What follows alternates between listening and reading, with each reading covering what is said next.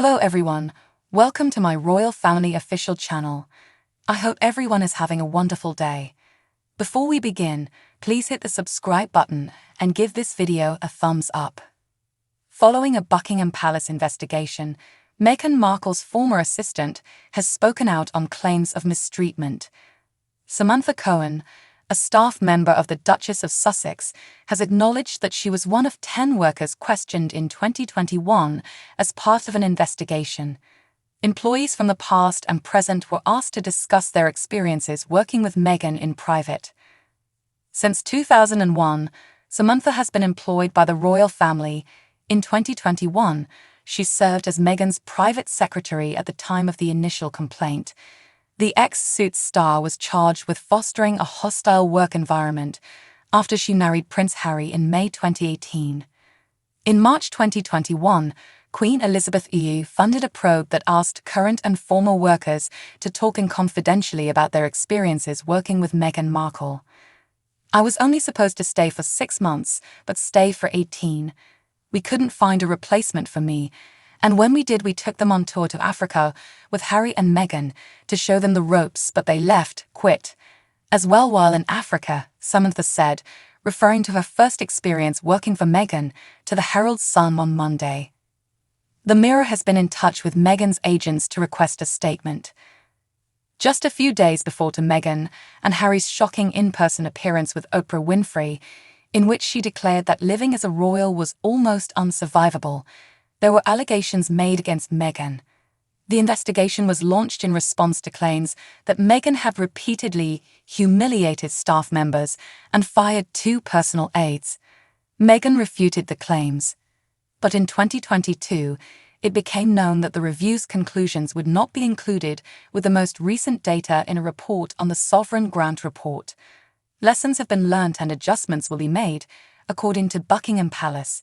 However, the household would not provide specifics. Details were not provided because of the anonymity of individuals involved in the independent review, according to a senior palace source. However, royal editor and writer Duncan Larcombe claims that by making the report public, the palace would not have wished to further tensions with Harry and Meghan. For Jason North, the Sussex's former communications chief, to take that risk of reporting to Prince William concerns he had about his staff and the treatment of them at the hands of one of the royal family. "This is absolutely unprecedented within the Queen's reign," he said to True Royalty TV's The Royal Beat.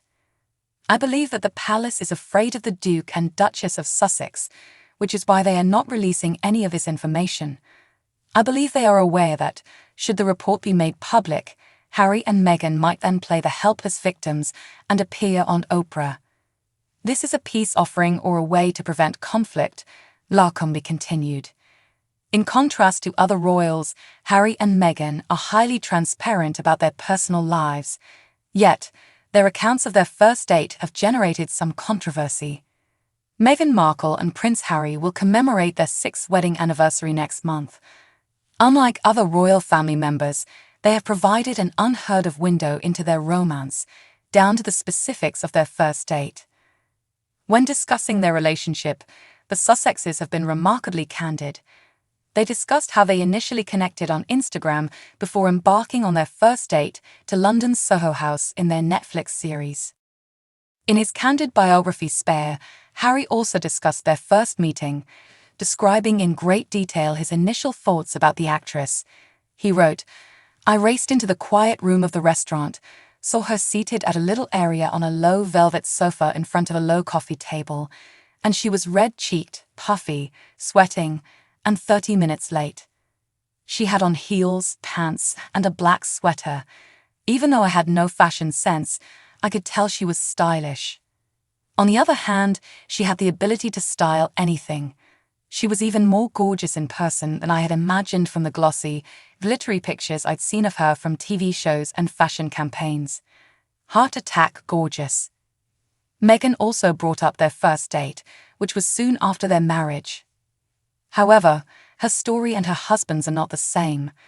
Meghan was visiting Windsor Castle at the moment, looking at her wedding gown in a special exhibition. Regarding her Givenchy bateau neck wedding gown, she remarked, "Did you spot the piece somewhere in here? The blue piece of fabric sewed inside. It's the blue thing I have. It's made of fabric that was part of my first date outfit. Meghan had supper plans with a friend, so that actual first date lasted only 1 hour. But to spend more time together, they got together the following evening. During that occasion, Meghan was the one who arrived late since she had spent the day at Wimbledon and wanted to look presentable for the meeting. It was maybe at this point that she wore the blue dress. During the Netflix program, she stated, "I detest being late.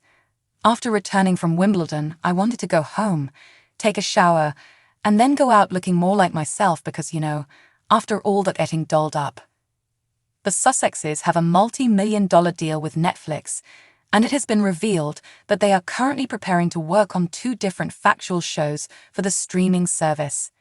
One will be on professional polo, while the other will be about lifestyle, cooking, and gardening.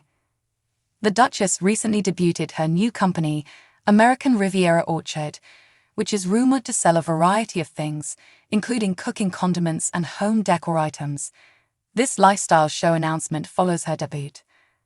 Meghan and Harry embarking on new TV ventures seems like a new era for the couple as they seem to be moving away from their royal connections and exploring their individual passions, and the hope is that they will improve their brand and popularity.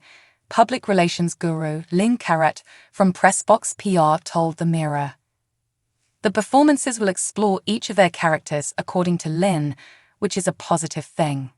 She continued saying, "Meghan's new TV show is all about her passions, and it seems like a TV show based on The Tig, her previous blog. It will be interesting to see how well it does with viewers because I think the show will have a very American feel to it. She does have a devoted fan base, therefore I think it will succeed." She said that she believes the show will provide viewers an insight into Meghan's life, but that because Meghan is so concerned of her appearance, it might seem overly polished. "We'll have to wait and watch how people react to her new show." According to an expert, President Joe Biden's victory in the election later this year may ease Prince Harry's difficulties obtaining a U.S. visa. In his explosive memoir Spare, the Duke of Sussex acknowledged to taking cocaine, smoking marijuana, and mushrooms. This admission prompted the Heritage Foundation, a conservative think group, to question the Duke's immigration status, and he is currently engaged in a fierce legal struggle over his visa application. Following Harry and Meghan Markle's 2020 migration to the US, the book was released 3 years later. This prompted criticism from the Heritage Foundation, which claimed that the US government had given the prince preferential treatment in granting his visa. The United States has harsh restrictions that make anyone who has taken drugs or is labeled as a drug abuser vulnerable to being declared inadmissible to the country. Notable Americans who have been banned from entering the country include Nigella Lawson and Charlie Heaton from Stranger Things. The Heritage Foundation filed a lawsuit requesting access to Harry's visa application in order to determine whether he misrepresented his history of drug use or whether the Department of Homeland Security gave him preferential treatment. Since Prince Harry admitted to using cocaine in his memoir Spare, which was published last year, he is currently embroiled in a contentious legal battle in the US regarding his visa application.